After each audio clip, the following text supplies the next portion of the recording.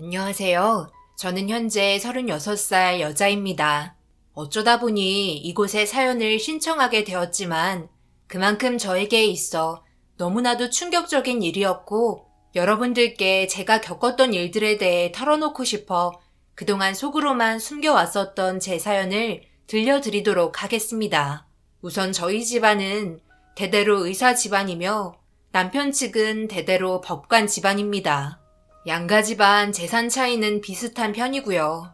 그래서 결혼하는데 큰 문제는 없었지만 시모의 특이한 성향이 제 심기를 불편하게 만드는 몇 마디의 말들이 있었어요.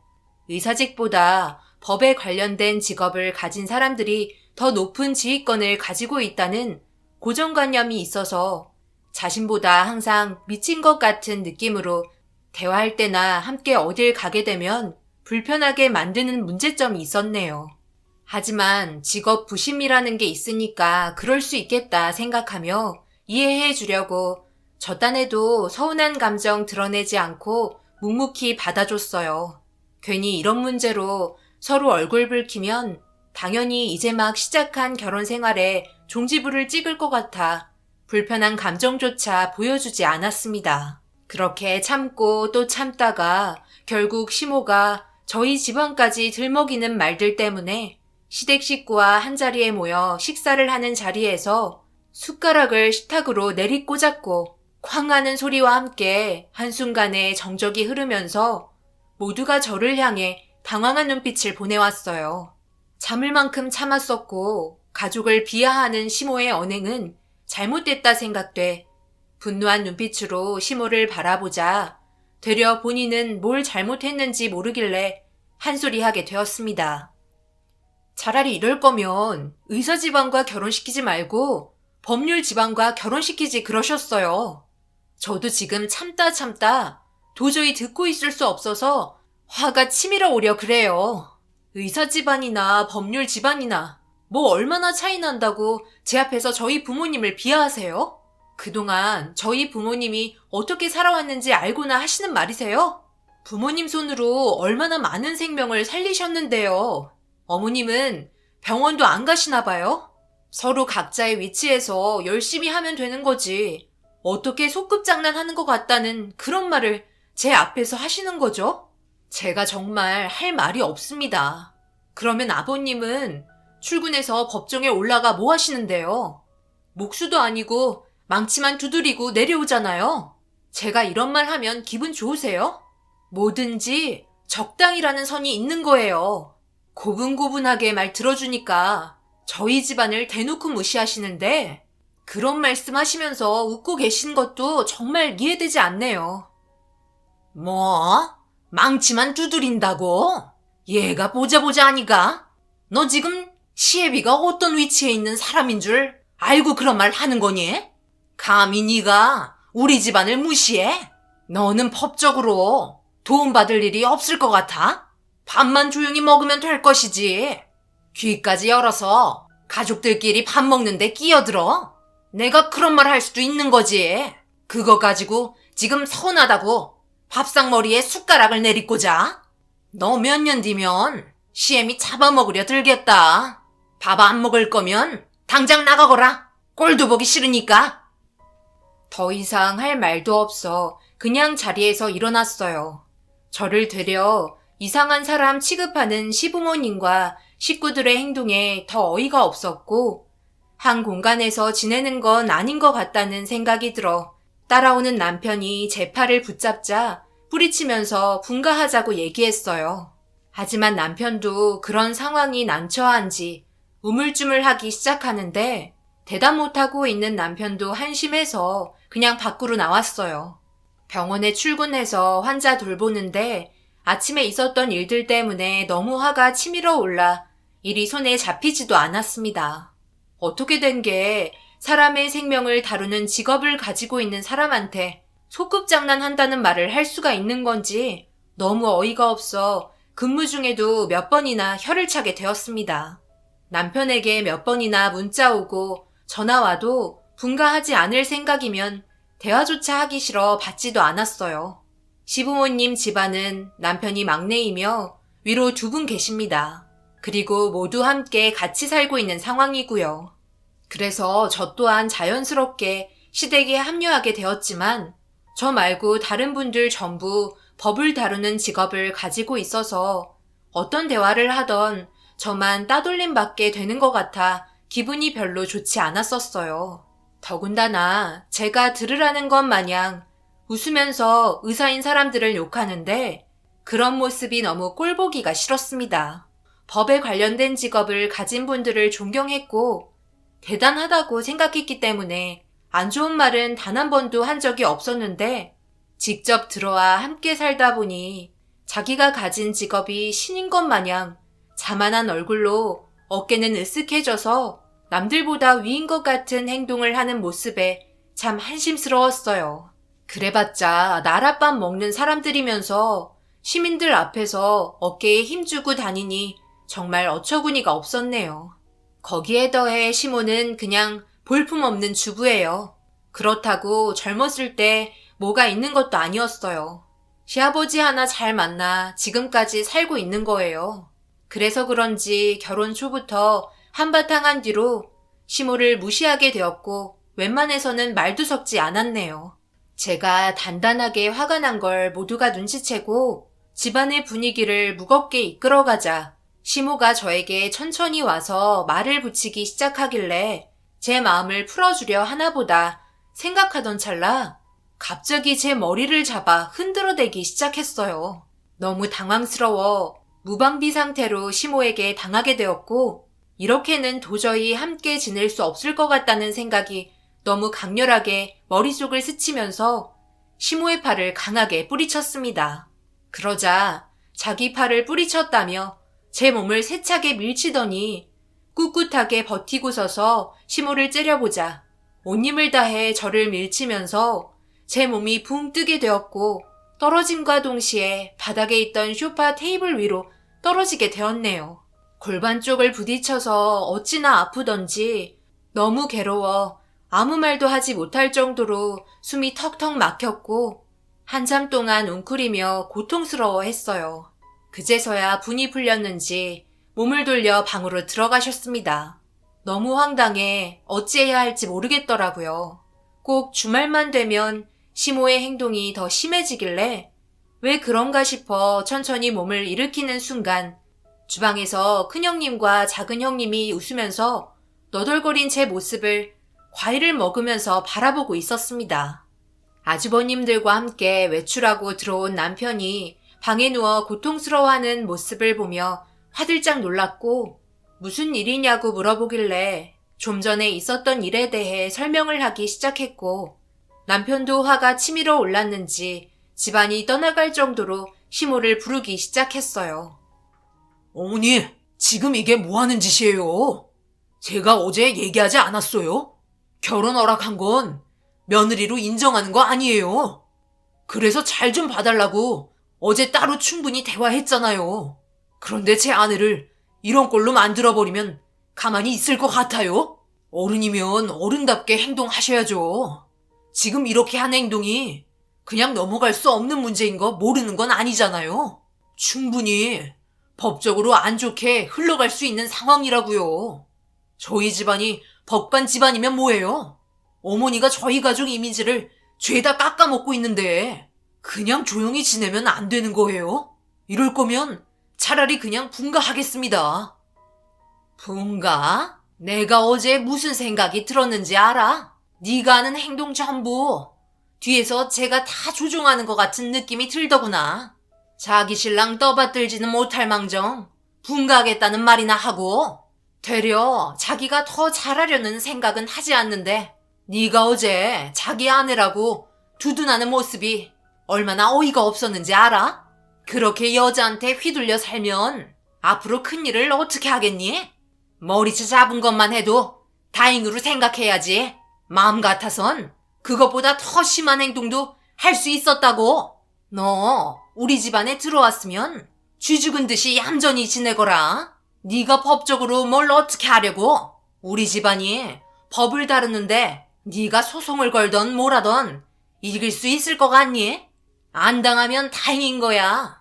한 번만 더 내 앞에서 대들거나 우리 아들한테 명령하면 그땐 각오하는 게 좋을 거다. 되려 더 큰 소리로 난리를 친 시모의 행동에 어이가 없었어요. 분명 자신이 뭘 잘못하고 있는지조차 모르는 것 같아 더 이상 아무 말도 하고 싶지 않아 방에 들어가 짐을 챙기기 시작했고, 어렸을 때부터 눈치만 보며 자라온 남편도 더 이상은 안 되겠는지 같이 나가자며 숨 막혀서 못 살겠다고 같이 짐을 싸기 시작했어요. 그런데 이런 행동이 큰형님 내외와 둘째 형님 내외가 마음에 들지 않았는지 밖으로 나가려는 저희를 막아섰고, 저희가 하는 행동이 잘못됐다며 윽박지르기 시작하셨어요. 본인들은 분가하고 싶지 않아서 시댁에 발붙이고 사는 것 같냐며 저희가 결정 내린 부분에 있어 행동하지 못하게 손에 들고 있던 캐리어를 뺏어버렸어요. 분가에도 순서가 있다며 남편에게 막내 며느리를 데려와도 이런 개념 없는 여자를 데려왔냐며 아주버님들이 남편을 쪼아대기 시작했습니다. 어렸을 적부터 길을 펴고 살지 못했던 남편이 아주버님들의 언성 높은 목소리에 고개를 숙였고, 이런 문제에 있어 남편까지 피해를 보고 있는 모습이 안쓰러워 무작정 남편과 함께 밖으로 나가려 했어요. 그러자 큰 아주버님이 밖으로 나가는 순간 부모님이 다니고 있는 병원 문 닫을 생각하라며 법으로 세세하게 들어가다 보면 분명 하나는 걸릴 거라는 충격적인 말을 꺼내기 시작했어요. 그건 분명 저희 집안을 무너뜨리겠다는 경고의 메시지로 들렸고, 결국 남편과 함께 방으로 들어갈 수밖에 없었습니다. 모든 걸 자기들이 원하는 방향대로 맞춰 나가려는 모습에 너무 화가 치밀어 올랐어요. 그렇게 무언의 족쇄를 채운 시댁 집안의 사람들이 저를 더욱더 힘들게 만들었고, 시모와 형님들은 저를 지속적으로 괴롭히기 시작했습니다. 그런 시간들이 저에게 상당히 많은 스트레스로 다가왔는지 몸이 붓고 어딘가 모르게 몸 상태가 불편해지기 시작하더라고요. 그런데 시모가 저를 밀치면서 다치게 된 골반이 지속적으로 통증이 올라와 손으로 만져보니 딱딱한 뭉침이 있었고, 그때 다치면서 멍울이 생긴 것 같아 치료를 받으려 담당 의사와 상담을 하려 했는데 빠듯한 일정 때문에 저도 환자를 돌봐야 해서 자꾸 까먹게 되더라고요.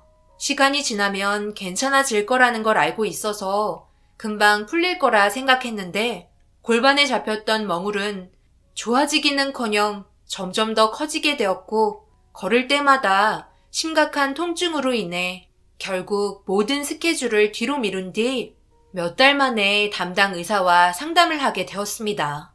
그리고 정밀 진단 결과 생각지도 못한 병명을 듣고 말았어요. 저에게조차 생소했던 육종암이라는 진단을 받게 되었고, 너무 늦게 얘기했다며 서둘러 치료를 받길 권했습니다. 살 수 있냐고 물어보니 장담할 수 없다며 워낙 희귀암인데다가 다른 부위에도 전이가 될 수 있을 확률이 높을 것 같아 제가 한 질문에 대해서 곤란해하고 있었어요. 진료실에서 나와 핸드폰을 쥐고 남편에게는 어떤 식으로 말을 이어나가야 할지 몰라 한참 동안 남편의 전화번호를 누를지 말지 고민을 하면서 저에게 찾아온 불행 때문에 결국 눈물을 흘리고 말았습니다. 가뜩이나 시댁 집안이 좋지 않은데 암에 걸렸다는 말을 듣게 되면 더욱더 저를 안 좋은 시선으로 바라볼 게 뻔해서 남편에게조차 말을 할 수가 없었어요. 당장 입원을 해서 치료를 받으며 상황을 지켜봐야 할 것 같다는 말에 부모님께 먼저 전화를 걸었어요. 다른 병원에서 일을 하고 계신 부모님은 두 분 다 정년이 얼마 남지 않은 상태라 더욱더 정신없이 하루를 보내고 계세요. 후회 없이 퇴임을 하고 싶어 하셔서 그런지 거의 모든 시간을 병원에서 지내고 계십니다. 그런데 제가 희귀암에 걸렸다는 말을 하게 된다면 얼마나 가슴이 무너지겠어요. 다른 환자들은 열정을 다해 돌보고 있는데 정작 자기 딸의 몸 상태는 살피지 않아 이런 병이 생겼다는 말을 분명히 하실 것 같아 신호가 가고 있는 전화를 끊었고, 남편에게 다시 전화를 걸어 오래간만에 외식이나 하자며 나름 마음의 준비를 하기 시작했습니다. 모든 걸 절차가 있기 때문에 일단 남편과 단둘이 대화를 해야 할 것 같았어요. 일을 크게 만들어 집안이 시끄러워지는 건 보고 싶지 않아 약속 장소에서 남편을 기다렸고 잠시 뒤 도착한 남편과 즐거운 식사를 한 뒤 잠시 여유를 되찾을 때 조심스럽게 말을 꺼냈어요. 오늘 외식하자고 말한 이유는 내가 요즘 몸을 좀 무리했는지 몸 상태가 별로 좋지 않아서 문제가 좀 생겼어. 최근에 골반 쪽이 별로 좋지 않다고 했잖아. 그래서 담당 의사한테 진찰을 받았는데 육종암이라는 병에 걸렸대. 최대한 서둘러서 입원을 하는 게 좋을 것 같다고 얘기하는데 당신한테 일단 먼저 말을 해야 할 것 같아서 시부모님께 얘기하고 싶지 않아. 이런 문제로 또 꼬투리 잡을 게 뻔하니까 차라리 조용하게 입원하는 게 좋지 않을까? 당신 생각은 어때? 뭐? 당신이 암이라고? 육종암은 도대체 어떤 암이길래 병원에서 서둘러 입원하라는 거야? 입원하면 좋아진대? 그럼 지금 당장 입원을 하든지 해야지. 이럴 시간이 어디 있어? 빨리 일어나. 병원으로 가야 할 것 같다. 어느 정도 예상은 했지만 남편은 제가 하는 말이 귀에 들어가지 않았어요. 암이라는 말을 꺼낸과 동시에 이성을 잃었고 무작정 서둘러서 병원에 가길 원했습니다. 다른 건 걱정하지 말라며 모든 걸 자기가 알아서 할 테니 입원부터 하라고 얘기하길래 아직 마음의 준비가 되지 않았고 입원하는 순간 생각지도 못한 일들이 생길 것 같아 주저하고 말았어요. 분명 입원하는 순간 시모가 이혼하라며 난리칠 게 뻔하다고 남편에게 말하자 제 팔을 붙잡고 병원으로 끌고 가려던 남편이 순간 멈췄고 저를 바라보며 눈물을 흘리더니 어떻게 하면 좋을지 해결 방법을 알려달라고 오열을 하기 시작했습니다. 그래도 남편은 저를 진심으로 걱정해주고 있는 것 같아 고맙게 느껴졌어요. 침착하게 하나씩 해결해 나가자며 시댁에 있는 짐부터 조금씩 정리하기로 했습니다. 어차피 시모가 알게 될 테지만 최대한 늦추고 싶었어요. 서둘러 알려봤자 득이 되는 건 하나도 없었으니까요. 그렇게 병실을 하나 잡아 시댁에 있던 짐을 하나하나 옮기기 시작했고 입원할 준비를 하기 시작했습니다. 그런데 제가 예상했던 것보다 눈치 빠른 시모가 몸에 이상이 있다는 걸 알아차렸고 그걸 전혀 모르고 있었던 저는 시모의 악행에 호되게 당하고 말았습니다.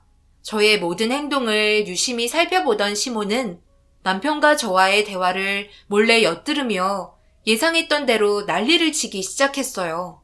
그리고 충격적인 상황이 펼쳐졌네요. 내일 입원하면 될 것 같아. 모든 준비도 끝났고 어머님한테는 입원하고 전화로 말씀드릴 테니까 당신은 아무것도 하지 마. 내 입으로 말을 해야 날 것 같아서. 가뜩이나 신경 날카로우신데 이런 문제를 당신이 얘기한 것도 불만 가지실 수도 있으셔. 나도 내일 퇴근하자마자 병원으로 달려갈 테니 그때까지 혼자서 잘 처리할 수 있지. 내일 회사에다가 말해놓을게. 그래도 내가 계속 옆에 있어줘야지. 당신 남편인데 더 이상 아무것도 신경 쓰지 말고 앞으로 치료에만 신경 써. 그래야 좋아질 거 아니야. 너희들 지금 뭐라고 그랬니? 요즘 무슨 말을 해도 조용하고 걷는 것도 이상해서 뭔가 있는 것 같다 싶었는데 2번? 나한테 다음날 전화한다고? 너 지금 몸 상태에 문제가 생긴 것 같은데 나한테 바른 대로 말을 하지 그래? 그렇지 않으면 내일 병원조차 입원하지 못하게 할 테니까. 무슨 병이길래 입원한다는 거야? 내 아들이 회사까지 빠지면서 너 옆에 있을 거라는 건 꽤 심각한 병 같은데 설마 너 암이라도 걸린 거니? 왜 말이 없어? 너 진짜 암인 거야? 시모의 얼굴은 사색이 되더니 어떤 상황인지 천천히 물어보기 시작했어요. 결국 모든 걸 설명하기 시작했고 제가 육종암이라는 희귀암에 걸렸다는 말에 시모의 눈동자는 바쁘게 움직이기 시작했습니다. 무언가를 계획하는 듯한 표정으로 멍하니 있더니 시모의 입에서 나온 말은 걱정을 해주는 말이 아닌 당장 이혼부터 하라는 말이었어요. 희귀암이면 들어가는 돈도 적지 않을 텐데 자기 아들 지갑에서 돈 나가는 꼴은 볼 수 없다며 당장 이혼하라며 거기에 더해 사기 결혼인 거 아니냐고 소송을 걸겠다는 황당한 말들을 늘어놓기 시작했습니다. 결혼한 지 얼마 되지도 않았는데 자기 아들 인생 망쳐놓았다고 난리를 치기 시작했어요. 극도로 흥분된 시모의 행동을 보고 있으면서 이렇게 될 거라는 거 알 수 있었지만 생각보다 더 심한 모습에 당황을 했고 남편은 시모를 진정시키려 진땀 빼고 있었습니다. 그리고 하필 그 와중에 아버님과 아주버님, 형님까지 같이 들어오셨고 시모는 가족들이 한자리에 모이자 더욱더 목소리를 높여 난리를 치기 시작했어요. 결국 병에 걸린 제가 죄인이 되고 마는 전개로 흘러가면서 죄 지은 사람처럼 고개를 떨구고 말았습니다. 시모는 제가 병에 걸려 안타까워 눈물을 흘리는 게 아닌 자기 아들 인생이 불쌍하다며 흘리는 눈물이었어요. 그런데 시모가 갑자기 저와 남편을 빼고 모두를 거실로 부르더니 들리지 않을 정도로 수군거리기 시작했어요. 아버님은 시모에게 정신 나갔냐고 소리를 치더니 방으로 들어가셨고 아주버님과 형님들은 고개를 끄덕이곤 잠시 뒤 저희 방으로 다시 들어왔고 아주버님은 남편과 할 말이 있다며 밖으로 데리고 나갔습니다. 그리곤 형님들과 시모는 저를 앞에 앉히더니 같이 갈 곳이 있으니 따라오라며 저를 데리고 차에 태웠어요. 무슨 일이길래 차에까지 태우는지 알고 싶어 왜 그런 건지 물어보자 형님은 앞으로 어떻게 해야 될지 신중히 대화를 해야 할 것 같다며 조용한 곳으로 얘기 좀 하자는 거니 긴장하지 말라고 웃는 얼굴로 저를 안심시켜주고 있었어요. 시모는 밖에 창문만 쳐다보며 아무 말이 없었고 큰형님은 어디로 가는지 알 수 없는 곳으로 차를 몰고 있었어요. 작은 형님은 제가 다른 의심을 하지 않게 지금 걸린 병에 대해 이런저런 얘기를 하며 한참을 달렸습니다. 저한테 할 말도 없는데 억지로 하는 것 같은 말들과 지금 상황과 맞지 않는 질문들에 점점 불편해지기 시작했고 그렇게 한참을 달려 어느 외딴 곳으로 들어가더니 가로등 불빛조차 없는 곳에 다다랐어요. 차에서 나오는 라이트 불빛에 의지한 채 울퉁불퉁거리는 좁은 길을 따라 몇 번이나 언덕을 오르락 내리락 하는 걸 보곤 뭔가 문제가 있는 듯 싶었습니다. 극도의 불안감이 엄습해 왔고 어디 가는 건지 물어봐도 그때부터 저에게는 아무 말도 답해주지 않았어요. 침묵과 긴장만이 흐르고 있는 차 안의 공기는 너무 차가웠고 그렇게 한참을 달리던 차는 도착했는지 멈춰섰어요. 밖을 바라보니 멀리에서 불빛 하나가 보이더라고요. 그 순간 차 문이 열리며 내리라는 말과 함께 제 팔을 잡고 끌어내린 뒤 멀리 불빛이 보이는 곳으로 걸음을 옮기라며 밀치기 시작했어요. 그렇게 도착을 하자 그곳에는 늙은 노인이 저를 바라보고 있었습니다. 그리고 시모는 충격적인 말을 늘어놓기 시작했고 그곳에서 한바탕 난리를 피우게 되었네요. 요즘 누가 병원 가서 치료하냐? 요즘 암 치료하는 사람들이 뭐 하는 줄 알아? 산속에 들어가서 요양하며 풀 뜯어 먹어. 그렇게 해서 기적적으로 몸 상태가 좋아진 사람들 TV에서 많이 봤지? 너도 쓸데없이 돈 낭비하지 말고 여기에서 요양이나 해라. 아무리 생각해도 이혼을 시키는 건 우리 집안 먹칠하는 거니? 그럴 순 없고 그냥 여기에서 요양을 하는 게 제일 좋을 것 같더구나. 몸이 좋아진다면 당연히 집으로 돌아올 수 있겠지만 그렇지 못한다면 그건 네 운명이니 받아들여야지. 너한테 얼마 되지 않는 생명보험 들어있는 거 알고는 있지만 그거라도 받아야 되지 않겠어? 위자료다 생각하고 감사히 받으마. 앞으로 여기에서 저 사람이랑 함께 잘 지내봐라. 이래봬도 좋은 사람이야. 내가 많은 신세를 졌거든. 지금은 비록 이런 곳에서 살지만 이것 또한 어쩌겠어. 어차피 자기 운명인 것을. 여기가 상당히 깊은 곳이라 지금 허튼 수작 같은 거 부리지 마. 너 몸 상태로 산 밑에까지 내려올 수 있는 몸도 아니니까 얼마나 깊이 들어왔는지는 너도 잘 알지? 저 사람 정신이 오락가락하니까 조심하고 나중에 다시 올 테니 살아보도록 노력해봐. 그래야 우리 아들이랑 만날 수 있지 않겠어? 참고로 여기는 큰 며느리, 둘째 며느리 외에는 아무도 모르는 곳이야. 그러니 큰 기대하지 말고 여기서 살아갈 방법을 찾도록 해. 시모의 충격적인 말에 결국 몸싸움이 벌어졌고 그걸 바라보고 있던 산장 주인은 정말 정신이 별로 좋지 않은 건지 저를 보며 웃고 있었어요. 이래서 남편과 저를 떼어놓으려 했다는 걸 알게 되자 너무 화가 치밀어 올랐고 난리를 쳤지만 세 사람의 힘을 감당할 수는 없었습니다. 그렇게 한참 동안 몸싸움이 일어났지만 몸이 좋지 않은 저는 결국 주저앉게 되면서 시모와 형님들이 떠나가는 걸 바라볼 수밖에 없었네요. 멀리 사라져버리는 차를 바라보며 하염없이 눈물을 흘렸고 아무것도 하지 못한 제 자신이 너무 싫게 느껴졌네요. 그런데 모든 상황을 지켜본 산장 주인의 노인이 제 옆에 같이 앉더니 어깨를 두드려주기 시작했어요. 위로를 해주려는 것 같은 표정을 하며 바라보시는데 이분 또한 얼굴에는 슬픔이 가득해 보였습니다. 아무 말 없이 저를 일으키며 산장 안으로 들어가게 부축해 주었고 따뜻한 차 한 잔을 내어 주었습니다. 집안을 살펴보니 혼자 살 수 있을 정도의 넓지 않은 공간과 한쪽편에 널려있는 시래기와 집안의 물품들을 보니 한 곳에 상당히 오랫동안 머물렀던 걸 알 수 있었고 무슨 사연으로 이곳에서 지내고 있는지 궁금해지기 시작했어요. 말을 못하시는 건지 묵묵히 자기 할 일만 하시던 노인의 눈치를 보며 조심스럽게 말을 붙이자 저를 보며 마주 앉더니 한참 동안 아무 말 없이 저를 바라보았고 조심스럽게 제 손을 잡더니 갑자기 고개를 떨구곤 눈물을 흘리기 시작했습니다. 그리고 처음 본 노인이 입을 열며 꺼낸 한마디는 믿을 수 없을 정도로 소름이 돋았고 입이 다물어지지 않았네요. 네가 그 집 막내 며느리인 거니? 그럼 성진이랑 결혼했겠구나. 몸 건강히 잘 지내고 있지? 이런 모습을 보여 미안하구나. 그래도 내가 우리 아들 며느리의 얼굴은 봐서 더 이상 여한은 없을 것 같네. 어쩌다 몸이 그렇게 됐어. 여기서 지내는 게 얼마나 힘든데. 저 사람 엄청 독한 사람이다. 내가 여기 있는 걸 보면 얼마나 무서운 사람인지 잘 알겠지?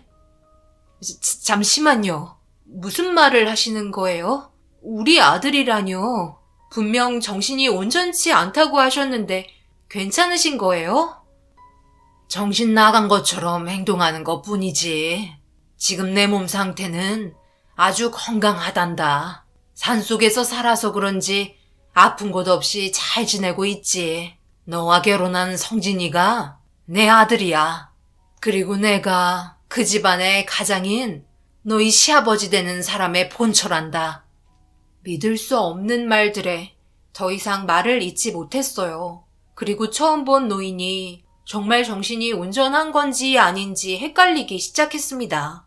하지만 대화를 이어나갈수록 점점 더 확신이 들었고 저희 남편의 진짜 어머니라는 걸 알 수 있었어요. 충격적이게도 시모는 본처를 내쫓고 자기 자식들을 데리고 들어와 안방을 차지했고 시부를 이용해 산속 깊은 곳에서 살게 만들었습니다.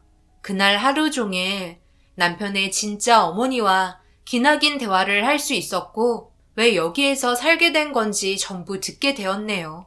아들 하나 낳아 평범한 가정생활을 꾸리며 행복하게 살던 어느 날 아이들을 데리고 먹고 살기 힘들다며 들어온 한 여자를 가정부로 들이게 되면서 안타까운 마음으로 남편의 친어머니는 시모를 받아주게 되었고 그렇게 함께 지내게 되었어요. 그런데 남편의 가정이 부러웠던 시모가 셈이 났는지 온전했던 가정을 깨트리기 시작했고 거짓으로 위장한 증거물들을 남편의 친어머니 물품에 숨겨놓아 친어머니가 다른 남자와 바람을 피우고 있는 것처럼 만들어 나가기 시작했어요. 그렇게 시부가 친어머니를 의심하고 내치려 하면서 점점 붕괴되기 시작할 때 가짜 시모가 아버님 옆자리를 꿰찼고 어렸던 남편의 앞날은 보장해 주겠다며 이 세상에 없는 듯 살아가라고 산속 깊은 곳으로 들어오게 되었다며 자식들이 성인이 된 이후부터 결혼을 하고 그놈들의 며느리가 때되면 음식 같은 건 갖다 준다는 엄청난 말을 듣게 되었습니다. 중간에 내려가고도 싶었고 아들의 얼굴을 보고 싶었지만 경호원까지 붙여 감시하고 그동안 가짜 시모에게 당했던 일들을 생각하면 자기 아들이 너무 걱정돼 섣불리 행동할 수 없었다고 하네요. 그렇게 참고 살아온 세월이 어느새 30년이라는 충격적인 시간이 지나가 버렸습니다. 가끔 한 번씩 가짜 시모가 올라올 때마다 말하는 건 남편의 어머님이 내려오지 않아서 지금까지 무사히 지낼 수 있는 거라며 앞으로도 자기 아들의 앞날이 보장될 수 있게 하고 싶으면 조용히 지내라고 지속적인 세뇌를 시킨 것 같았어요. 시모는 남편의 어머니에게 했던 것처럼 저를 이곳에 보내놓고 시간이 지나 병세가 악화되어 세상을 떠나면 생명보험금을 타먹으려고 계획을 꾸민 거였습니다. 당연히 떠난 자는 말이 없으니 요양으로 인해 치료를 하려 했으나 결과가 좋지 못해 떠나게 된 거라고 말을 만들어 나가면 저 또한 시모가 원하는 방향대로 살아가는 것 같아 시모의 생각대로 움직이고 싶지 않았습니다. 남편도 왜 그동안 기가 죽어서 살게 되었는지도 충분히 이해할 수 있었어요. 그런 집안에 살면서 그래도 변호사가 됐다는 게 정말 대단할 뿐이었습니다. 이 모든 사실을 남편에게 알려줘야 할 것 같아 남편의 친어머니와 하룻밤을 보낸 뒤 좋지 않은 몸으로 날이 밝자마자 산장에서 나와 주위를 살피기 시작했어요. 그런데 제가 산 밑으로 내려가려 하자 제 팔을 잡고 남편에게 가지 못하게 붙잡기 시작하더라고요. 눈빛에는 불안한 마음이 엄습해 있었고 실패한다면 자기 아들의 앞날은 전부 망가질 거라며 두려운 표정으로 저를 놓아주지 않았습니다. 남편의 친어머니는 가짜 시모에게 완전 복종이 된 상태였어요. 세뇌를 당하면 나오는 행동으로 강자인 사람에게 피해를 받고 싶지 않아 나타나는 모습이었고 한참을 설득 끝에 모든 걸 제자리로 돌려놓겠다고 확실하게 얘기한 뒤 그곳에서 벗어났습니다. 얼마나 내려가야 할지 몰라 둘이서는 움직일 수가 없었어요. 최대한 서둘러 남편을 만나 모든 걸 알려야 했으니까요. 핸드폰도 전부 빼앗긴 상태라 무작정 지나가는 사람을 만나야만 했어요. 그렇게 산장에서 한참을 내려오던 도중 갑자기 무슨 소리가 들려 걸음을 멈췄고 주위를 살펴보니 어디에선가 사람의 목소리가 들려오기 시작했어요. 골반에 튀어나온 혹 때문에 더 이상 걸을 수 없을 정도로 고통이 동반되어 사람들의 목소리가 들리는 방향 쪽으로 구조 요청을 외쳤습니다. 그렇게 산속으로 놀러온 사람들에게 구조가 되었고 급하게 전화를 빌려 남편과 통화를 하게 되었어요. 그리고 친어머니의 존재를 알린 뒤 제가 있었던 위치에도 구조 요청을 했습니다. 제가 먼저 응급실에 도착을 하게 되었고 그 뒤로 남편의 친어머니 또한 제가 있는 곳으로 옮겨지면서 허겁지겁 달려온 남편과 친어머니가 30년 만에 재회를 할 수 있었네요. 한참 동안 눈물을 흘리며 서로 껴안고 맞잡은 두 손을 보니 저 또한 눈물이 흘렀습니다. 자기 엄마는 어렸을 적 세상을 떠났다는 말을 가짜 시모에게 듣게 되었었지만 너무 어렸던 남편은 시모를 엄마로 받아들이면서 여태껏 살아오게 된 거였어요. 하지만 배다른 자식이라서 그런지 모든 부면에 있어 아주버님들과 확실히 차별을 많이 하는 건 알 수 있었어요. 저도 남편이 이런 사실을 말하기 전까지는 전혀 모르고 있었습니다. 친엄마의 존재 자체를 제대로 기억하지 못하고 있었으니까요. 그런데 이렇게 만나게 되니 너무 놀랐던 거였죠. 그리고 이 사실을 모두 알게 된 남편은 어렸을 때와 다르게 지금은 법을 다루는 변호사로 활동하기 때문에 그동안 자기 엄마를 내친 시모를 용서할 수 없었는지 고소하기 위해 모든 걸 준비하기 시작했고 거기에 더해 저까지 위협을 가했기 때문에 시모를 법적으로 처벌하려 준비하기 시작했어요. 이 모든 사실을 알게 된 시모는 자기 아들을 내세워 방어를 하려 또 다른 거짓 증거물들을 만들기 시작했지만 결국 모든 게 사실로 드러나면서 시모의 악행을 멈출 수 있었습니다.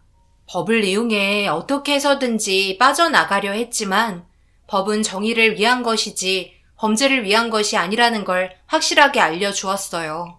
제 몸 상태가 좋지 않은 상태에서 모든 행동을 같이 주동한 형님들에게도 처벌이 가해졌고 자기 본처의 말이 진실이라는 걸 뒤늦게 알게 된 아버님은 결국 무릎을 꿇었습니다. 그만큼 철저하게 계획했던 범죄는 끝나게 되면서 아버님은 이혼을 선택했고 모두를 내치게 되었네요. 하지만 어머님은 아버님에 대한 안 좋은 기억 때문에 합치지 않았어요. 그리고 현재 남편과 함께 따로 살고 있습니다. 저는 병원에서 치료를 받으며 생활하고 있고요. 지금 제 몸 상태는 좋아지는 것도 아니고 그렇다고 나빠지고 있는 상태도 아닙니다. 아직도 오랜 기간 치료를 받아야 하지만 언젠가 좋은 날이 올 거라 분명 믿고 있어요. 남편은 자기가 가진 전 재산을 저를 위해 쓰고 있어요. 제가 하루빨리 좋아지길 매일 옆에서 기도해주고 있습니다. 그런 남편의 마음에 항상 고마울 뿐이네요. 저에게 이런 말도 안 되는 일들이 펼쳐질 거라곤 생각하지 못했지만 남편이 진짜 어머니를 만나게 된 것만으로도 천만 다행이라고 생각되네요. 시모는 현재 자신의 저지른 행동에 대해 법적으로 처벌을 받고 있는 상태이지만 자신이 한 잘못을 뉘우치고 있을지 모르겠네요. 아마 다시 나와서도 또 다른 계획을 하게 될까봐 걱정일 뿐입니다. 그 전에 하루빨리 몸 상태가 좋아지길 바랄 뿐이에요. 저희 가족에게 이제 불행이 아닌 행복만 있으면 좋겠네요. 제 사연 들어주신 분들 감사합니다.